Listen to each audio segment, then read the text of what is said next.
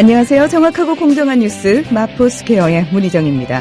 마포스퀘어 1부에서는 이 시각 가장 핫한 정치와 경제 뉴스 전해드리고 있는데요. 1월 22일 수요일 마포스퀘어 1부 양정대 기자의 정가 이모저모로 출발하겠습니다. 한국일보의 양정대 기자 연결돼 있습니다. 양 기자님 안녕하십니까? 여보세요? 양정대 기자님. 예, 안녕하세요. 예. 민주당의 김한길 대표와 무소속 안철수 의원이 24일 날 회동키로 했다라는 얘기가 나왔더라고요. 기초선거 정당 공천 폐지 문제, 이게 지금 정치권의 핵심 현안 중에 하나인데요. 네네. 이 문제를 논의하기 위해서 김한길 대표하고 안철수 의원이 24일 날 만나기로 했다, 이렇게 얘기가 지금 나오고 있습니다. 두 사람이 별도로 회동을 갖는 것, 이게 작년 5월이죠. 김한길 대표가 이제 민주당의 전당대회 승리 이후에 대표로 취임한 이후에는 처음 있는 일입니다. 그리고 최근에 지금 안철수 의원 쪽에서 3월 달에 창당을 해서 지방선거에 임하겠다, 이런 얘기를 밝힌 바로 직후에 지금 사람이 회동을 하는 것이어서 네. 정치권에서 굉장히 좀 관심이 모아지고 있는데요. 이번 회동은 두 사람 사이에 좀 물밑 교감이 꽤 있었던 걸로 알려졌습니다. 김한길 대표 쪽에서 먼저 의사타진을 했고요. 김 대표가 안철수 의원에게 직접 전화를 해서 만남을 제안을 했고, 이에 대해서 안철수 의원 쪽에서도 기초선거 정당 공천 폐지 문제 지금 적극적으로 주장을 하고 있지 않습니까? 네네. 이 사안이라면 함께 만나서 논의를 하자, 이렇게 화답을 하면서 이번 두 사람의 회동이 가능해졌다고 합니다. 민주당 쪽에서는 이번 회동은 두 사람이 직접 결정한 사안이다, 이렇게 얘기를 하고 있고요. 지금 박근혜 대통령이 정치개혁 분야에서의 최우선 공약으로 내세웠었던 기초선거 정당 공천제 폐지 약속을 지금 새누리당이 사실상 번복을 하고 있는 상황이고, 이게 이제 국민과의 약속을 저버리는 문제, 이것에 대해서는 전체 야권이 좀 하나의 단일한 목소리를 내자는 취지에 양측이 공감한 것이다, 이렇게 설명을 하고 있고요. 지금 안철수 의원 쪽에서도 김 대표의 제안에 대해서 이 사안이라면 거절할 이유가 없다, 이렇게 안철수 의원 쪽 내부에서 논의가 모아졌다, 이렇게 얘기를 하고 있습니다. 원래는 조금 더 빨리 보려고 했다는 것 같습니다. 그런데 네네. 지금 민주당 쪽에서도 지금 호남 방문 일정이 있었고요. 안철수 의원 쪽에서도 지금 제주에 이어서 다른 지금 전남 목포 방문, 내일 지금 목포 방문하는 그런 일정들 때문에 가급적이면 원래 주 초에 하려고 했던 거를 24일 이번 주 금요일로 미뤘다는 것 같고요.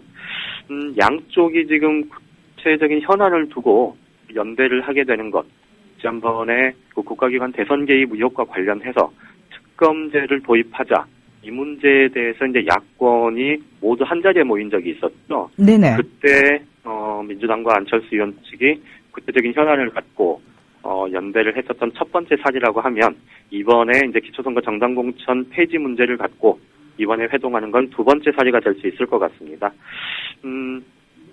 이번 회동에서 기초선거 정당 공천제 폐지 문제 말고 다른 정치개혁 사안들도 함께 논의가 될 수 있을지, 이 부분도 좀 지켜봐야 될 것 같습니다. 네. 겉으로 드러난 거야 구체적으로 뚜렷한 명분이 있는 거 아니겠습니까? 그런 의미에서는 사실 양쪽 다 조금 부담은 덜하겠다라는 생각도 드는데. 예. 왜 안철수 의원 측이 3월 창당 얘기하면서 사실은요, 들여다보면은 양측 간의 긴장이 높아진 상황 아닙니까? 예, 그렇죠. 예. 그래서 겉으로 봤을 때는 뚜렷한 저희가 현안이 있습니다라고 말은 해도 이렇게 회동에 전격 합의한 건 아무래도 물밑에서 좀 정치적 득실에 대한 판단이 섰기 때문이 아닐까라는 생각도 하게 되는데요. 예, 그렇습니다. 민주당과 안철수 의원 측 말씀하신 대로 지금 6월 지방선거에서 자칫하면 지금 각자 따로따로 이렇게 출마를 하고 전반적으로 야권의 표가 좀 분열될 가능성, 이런 부분들에 대한 얘기들이 이제 벌써부터 나오기 시작하고 있고, 이것 때문에 지금 양쪽에서는 사실상 그 지방선거를 앞두고는 좀 긴장감이 굉장히 높아지고 있는 상황인데요. 말씀하신 대로 어쨌든 구체적인 현안 하나를 딱 집어서 얘기를 하고 있지만, 어쨌든 양쪽이 만나기로 했다. 그리고 특히나 이제 김한길 대표하고 안철수 의원이 직접 다이렉트로 두 사람의 회동을 본인들이 직접 결정했다, 이런 얘기가 나오는 걸 보면 민주당 쪽도 그렇고 안철수 의원 쪽도 그렇고 이번 회동을 통해서 좀 뭔가 우리가 얻을 게 있다 이런 판단을 내렸기 때문이겠죠. 네네. 민주당에서는 이 지방선거 기초선거 정당공천 폐지 문제를 고리로 하고 있지만 좀 전반적으로 안철수 의원 쪽과 이 민주당 결국은 한 배를 탄 같은 동지다라는 거를 좀 직간접적으로 뭐 이렇게 보여주는 것만으로도 굉장한 좀 뭐 얻는 게 있을 수 있다 이런 판단을 할 수 있을 것 같습니다. 그러니까 민주당이 어쨌든 야권의 가장 뭐 세력이 큰 상황이고요. 그리고 이 기초선거 정당공천 폐지 문제 등을 비롯해서 이 정치적인 현안들이 있을 때 이 새누리당에 맞서는 다른 범야권 진영이 어쨌든 연대하는 방식을 통해서 사안을 풀어갈 수 있다. 그리고 그 중심에 민주당이 있다. 이거를 적극적으로 보여줄 수 있는 계기라고 판단을 한 것 같습니다. 네. 반면에 이제 안철수 의원 쪽에서는 지금 민주당과 새누리당이 기초선거 정당공천 폐지 문제를 두고 이렇게 팽팽히 맞서는 가운데 안철수 의원 쪽에서 기초선거 정당공천 폐지를 공식적으로 주장을 하고 새누리당에 대해서 대선 공약 이행을 촉구를 하고 이렇게 나서면서 전반적으로 여론의 흐름이 이렇게 반반으로 가던 여론의 흐름이 좀 한쪽으로 추가 기울 수 있었다 이런 판단을 한 것 같습니다. 최근에 이제 안철수 의원 쪽에서 이 현안 문제에 대해서는 우리가 그 균형 비슷하게 정치권 내에서의 그렇게 논란이 되는 문제를 좀 한쪽으로 우리가 축을 기울인 역할을 했다 이런 얘기들이 나왔었는데요. 이게 결국은 이 기초선거 정당공천 폐지 문제라는 이 구체적인 현안 문제에 대해서 결국 최종적으로 여야가 자기 주장만 하면서 결론을 못 내고 논란만 계속하는 와중에 결국 키를 안철수 의원 쪽에서 제시해서 매듭을 지었다. 이런 역할들을 좀 적극적으로 부각시키고자 하는 그런 것 아닌가 싶습니다. 결국은 양쪽이 이제 야권 전체의 공동 행보가 가능하고 그 중심에 민주당이 있음을 강조하고 싶은 김한길 대표 쪽의 생각과 또 특정 현안에 대해서 여야 간의 논란이 있는 문제를 결국은 어느 한쪽에 매듭 짓는 그리고 이 매듭의 결정적인 핵심적인 역할을 우리가 한다는 걸 보여주고 싶은 이 안철수 의원 측의 이해관계가 맞아떨어진 건 아닌가 싶습니다. 논의 의제를 두고 양쪽에서 조금 다른 얘기가 나오는데요. 네네. 어쨌든 지금 현재 얘기는 기초선거 정당공천 폐지 문제를 갖고 만나기로 했다 이렇게 얘기를 하고 있지만 민주당 쪽에서는 이 문제 말고 앞서 말씀드렸듯이 다른 정치개혁 현안들이나 아니면 전반적인 지방선거까지의 큰 밑그림 뭐 이런 것들에 대해서 좀 허심탄회하게 얘기할 수 있는 것 아니냐 이런 얘기가 나오고 있지만 안철수 의원 쪽에서는 논의 의제는 이 기초선거 정당공천 폐지 문제 딱 이거 하나로 국한한다 하기로 했다 뭐 이렇게 얘기를 하고 있거든요. 네. 그러니까 서로 생각하는 바가 좀 다른 측면은 뭐 방금 말씀드렸던 논의 의제를 어떻게 바라보고 있느냐에 대해 있어서도 조금 차이가 있는 건 분명해 보입니다. 네. 뭐 속내 어쨌든 간에 일반 국민들이 보기에는 두 야권이 조금 그래도 네네. 얼굴을 맞대고 대화를 시작하는 것 자체가 좀 긍정적으로 비춰질 수 있지 않나라는 생각을 하게 될 것 같고요. 네, 그렇습니다. 예, 네. 이렇게 되면 또 새누리당이 아마 네네. 귀추를 또 주목할 것 같은데 오늘 예예. 새누리당 의원총회 있었죠? 예예. 예, 기초선거 정당 공천 문제에 대해서 어떤 의견 모아졌나요? 지금 현재 의원총회가 비공개로 좀 전에 전환이 됐고요. 아직 최종적으로 뭐 결론이 알려지지는 않았는데요. 네. 대체로 오늘 그 기초선거 정당공천 폐지 문제뿐만 아니고 전반적으로 지금 정치개혁 특위 활동이 이제 2월까지 연장될 가능성이 높다고 제가 얼마 전에 말씀을 드렸었는데요. 네. 2월 임시국회에서 정치개혁 특위에서 어떤 입법을 할 건지 뭐 그런 부분들까지 좀 포괄적으로 논의를 하는 것 같습니다.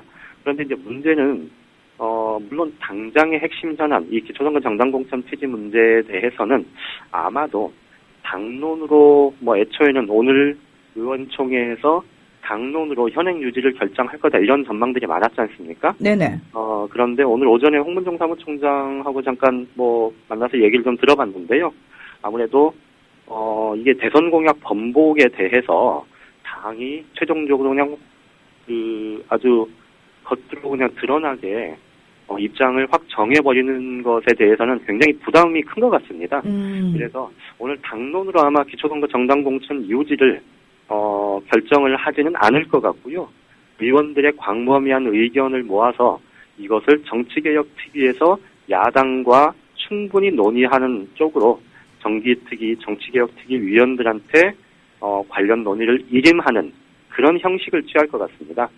그러니까 내용상으로 보면 실질적으로는 당론 유지 쪽으로 의견을 모아놓고 이거를 공개적으로 당론으로 이렇게 확정해서 발표하기는 좀 여론상 부담스러우니까 이거를 정치개혁특위 위원들한테 논의를 일임하는 이런 이제 형식을 채택할 가능성이 높아 보이고요.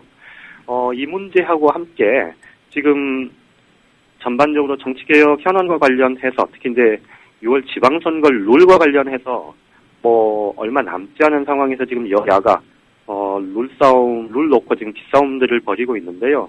이 교육감 선거를 직선제인 교육감 선거를 간선제로 혹은 임명제로 전환하는 이 방안에 대해서도 아마 대체로 의견을 모으고 정개특위에 이제 관련 논의를 일임을 할 것 같고요. 네. 또 국민에게 공천권을 돌려드리자 이런 명분을 세워서 지금 오픈 프라이머리 이거 계속 주장을 하고 있는데요.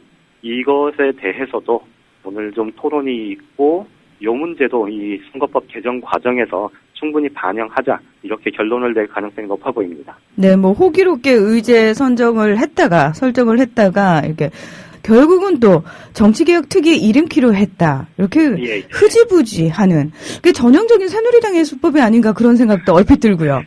이게 이제 흐지부지라고 말씀을 해주셨는데요. 네. 이게 이제 진짜로 보면 이게 호기롭게 얘기를 했다가 아무리 해도 여론의 지지를 못 받는 그런 상황임을 이제 뒤늦게 좀 확인을 하고 이거를 좀 어떻게 좀 봉합을 할까 나름대로 좀 고민을 한 것 아닌가 싶습니다. 네. 얘기 들어보면요. 당초에 원래 처음부터 이 대선 공약 번복 논란이 기초선거 정당공천 폐지 문제뿐만 아니고 지금 작년 하반기부터 계속해서 지금 사실 여권에 대한 비판의 핵심 요인 중에 하나 아닙니까? 네네. 경제민주화를 비롯해서 복지공약 문제, 특히 또 기초연금 관련한 문제 이런 것들이 굉장히 많았었는데 이것 때문에 사실 새누리당이 이 기초선거 정당공천 폐지 문제도 애초에는 현행 유지 쪽으로 입장을 정해간다는 걸 공개할 생각이 아니었다고 합니다. 아. 원래는 아니었고요. 네. 그래서 이제 그 최경환 원내대표가 그 정개특위 간사인 김학용 의원 등과 함께 이 원내대책회의를 하는 과정에서 대체로 이런 쪽으로 이제 의견을 모아가자. 그래서 정치개혁특위에서 김학용 간사가 좀 책임지고 이 문제를 현행 유지 쪽으로 조금 물꼬를 바꿔보는 게 어떻겠느냐. 이제 이런 얘기들이 오갔고요. 네네. 이거에 대해서 김학용 간사가 이제 간사를 중심으로 해서 새누리당 정치개혁특위 위원들이 이 정개특위 논의를 그렇게 이제 끌어가고 있었는데요. 이 정개특위에서의 논의가 갑자기 지금 대선 공약 했던 거하고는 다르게 계속해서 이제 아주 직접적으로 지금 새누리당 의원들이 얘기를 하기 시작하니까 민주당 쪽에서 새누리당이 공약을 번복하려 하고 있다고 아주 그냥 공개적으로 이거를 대변인 논평과 정개특위 위원들 기자회견을 통해서 공개를 해버린 겁니다. 아. 그러다 보니까 이제 이게 이 논의가 이제 수면 위로 떠오른 거고요. 네네. 그 상황, 그 이후에 이제 새누리당에서는 본인들이 애초에 의도했던 거하고는 좀 무관하게, 그러면 이왕 이렇게 된 거 하면서 이제, 최경환 원내대표 이렇게 직접 나서서 총대 매면서 이 기초선거 정당공천 폐지는 위헌 시비가 다분하다. 또 각종 부작용이 예상된다. 그러니 우리가 공약은 했지만 잘못된 공약이었고 그러니 우리 이 현행 유지 쪽으로 가겠다. 이렇게 이제 세를 몰아갔었는데 그런데 그 여전히 각종 여론조사를 해보면 이 정당공천 폐지 문제에 대해서는 반대하는 그러니까 폐지에 찬성하는 의견이 지금도 60% 안팎으로 굉장히 높잖아요. 네. 그러다 보니까 이거를 당론으로 정말 추진해서 밀어붙이기엔 좀 부담스럽다. 이 판단이 이제 최근에 내려진 거고요. 그래서 오늘 원래 의원총회를 해서 당론 결정을 하겠다던 그 생각을 바꿔서 충분히 우리 내부에서 의원들이 의견을 수렴을 한 거고 그 충분히 수렴된 의견을 정치개혁특위에서 여야 협의의 장이니까 정개특위 위원들이 좀 책임지고 논의를 해달라라는 식의 이런 좀 뭐랄까요, 딱 보면 눈 가리고 아웅한다 이렇게 봐야 되겠죠. 네. 이런 식으로 결론을 내기로 한 겁니다. 예, 어쨌든 이런 식으로 명분 마련을 해놨고요. 네, 네. 오늘은 여기까지 듣겠습니다. 고맙습니다. 예, 고맙습니다. 네, 한국일보 양정대 기자였습니다. 500원으로 즐기는 나만의 커피. 원두 쇼핑몰 헝그리 커피. 최정상급 로스터가 1년 이하 최고급 뉴크롭 생두를 로스팅해 즉시 배송해드립니다. 대량 구매 시 가격이 할인됩니다. 검색창에 헝그리 커피를 검색하세요. 헝그리커피.com. 헝그리 커피에서 원두를 구매하시는 분들께는 차량용 국민TV 스티커 2매를 함께 보내드린다.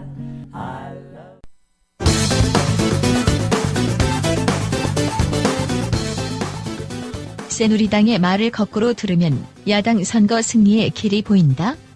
우선 새누리당은 지금 누구를 가장 두려워하는가? 어제 새누리당이 맹비난한 사람을 따지면 된다. 유기준 최고위원.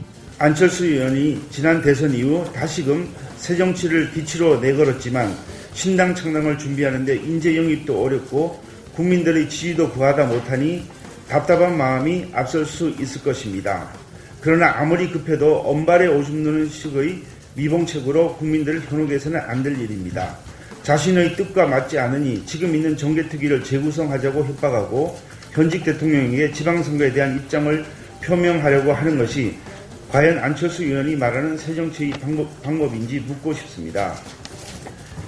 신기루 같은 지지도에 취해서 자신이 마치 국회의 왕인 줄 착각하고 있습니다. 또한 낙엽을 주워 모으기도 힘든 사람이 무슨 새정치를 하는 것입니까?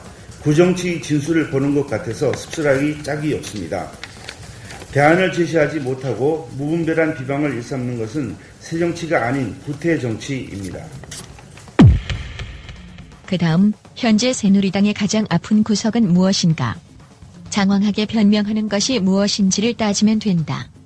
최경환 원내대표.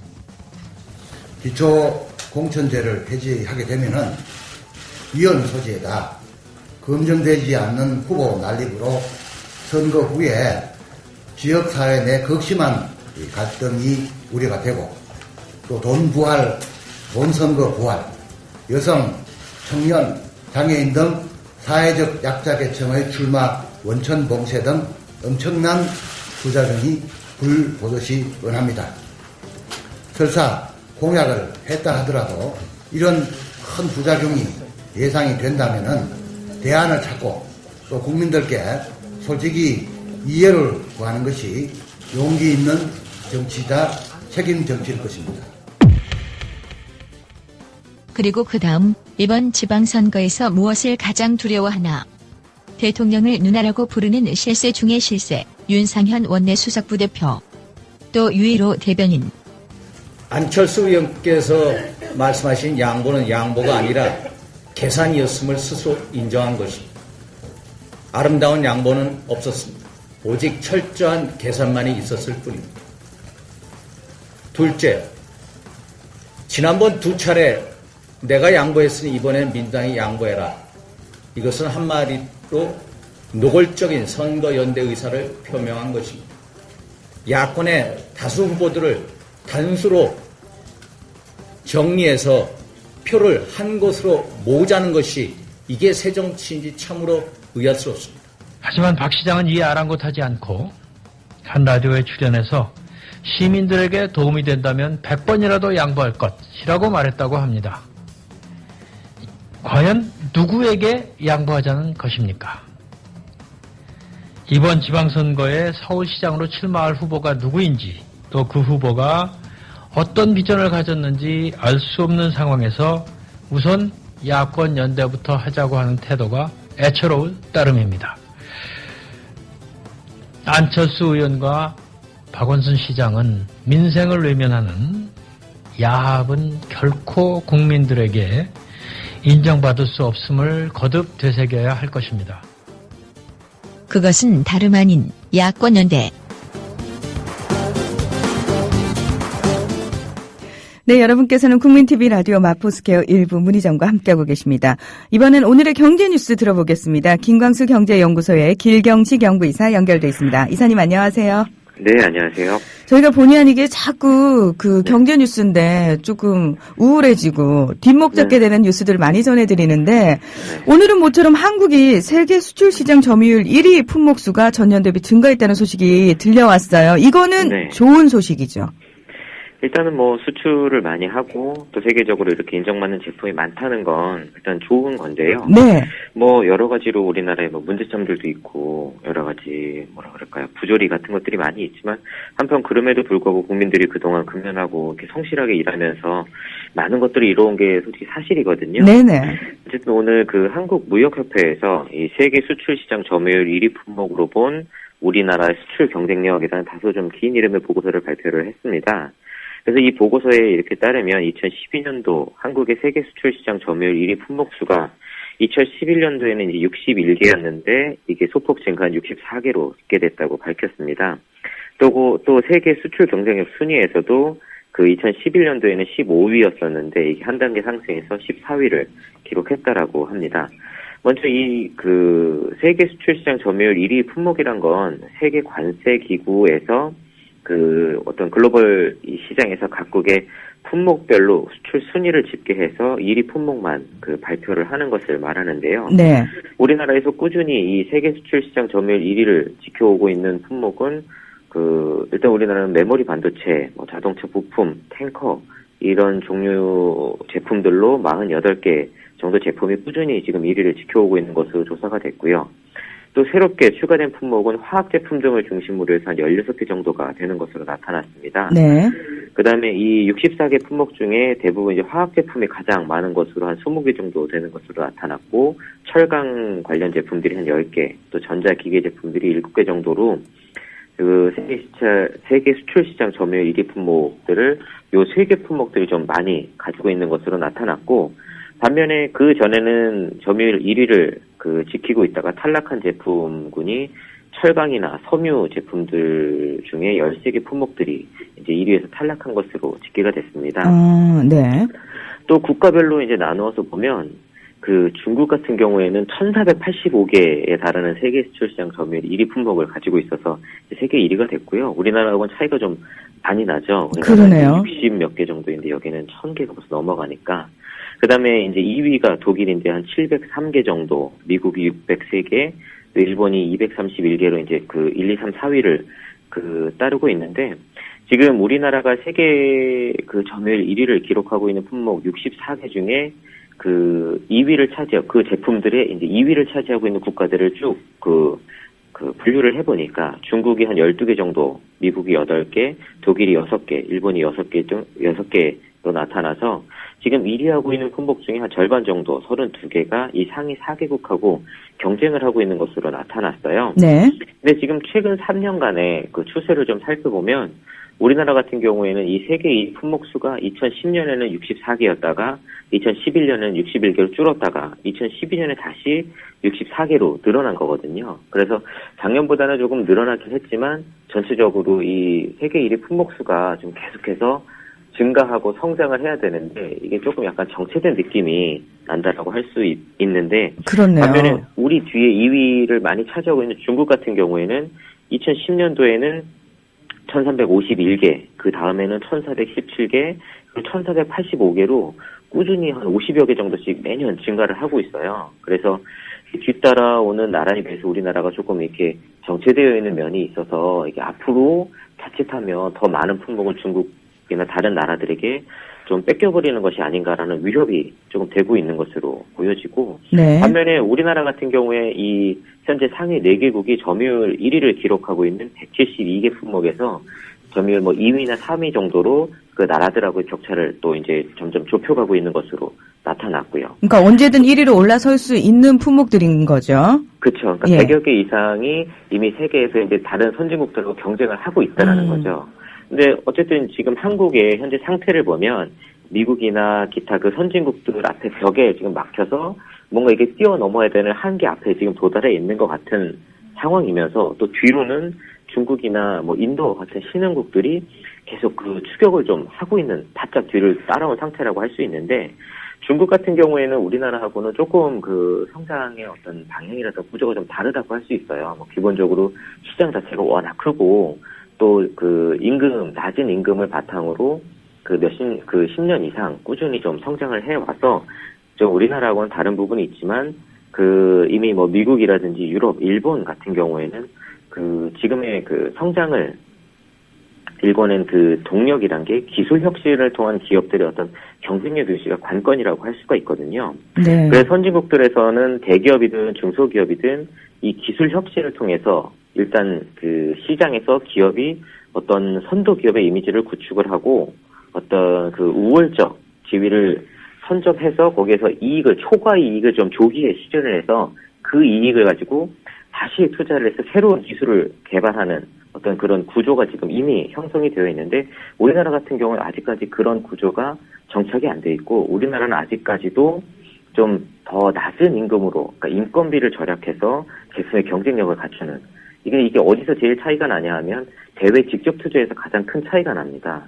그 주로 선진국들은 선진국들끼리 직접 투자를 많이 하거든요. 네네. 왜냐하면 서로 기술을 교류하기 위해서.